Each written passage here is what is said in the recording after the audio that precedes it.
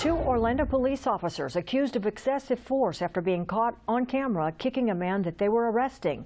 They are now clear of any wrongdoing. The announcement was made by the state attorney's office. News 13's Christina Jensen is live outside OPD headquarters. Christina, the state attorney says the officers acted appropriately. Yeah, Marla, in this letter from the state attorney, it says the officers were not in the wrong because Noelle Carter wasn't fully cooperating with them.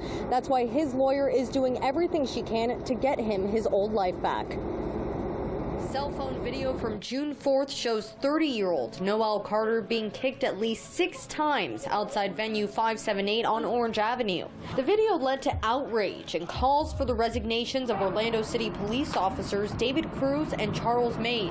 However, in a letter to Police Chief John Mina released publicly Thursday, State Attorney Jeff Ashton said he would not seek charges against the officers, calling their use of force in arresting Carter a reasonable response to resistance. We look at each case individually, and in this case we looked at witness statements, we looked at video, and not just a portion of video, but video that had been taken throughout the entire incident from the cameras that were available, and we were able to determine that reasonable force was used in this case. In an incident report, the officers said they saw Carter using physical force against a woman outside the club. That's when they stepped in and the situation escalated. The report stated Carter was still not cooperating after Mays used the stun gun on him, and Cruz felt obligated to use foot strikes.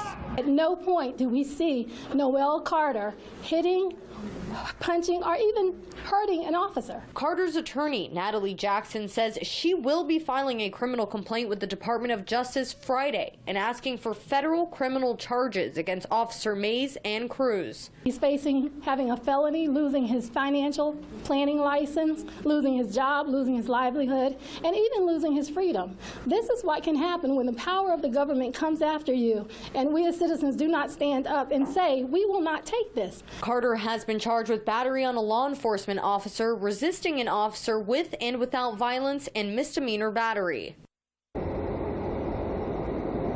Orlando police posted its official statement on Twitter today saying that the 2 officers have returned to full duty. Reporting live in Orlando, Christina Jensen, News 13.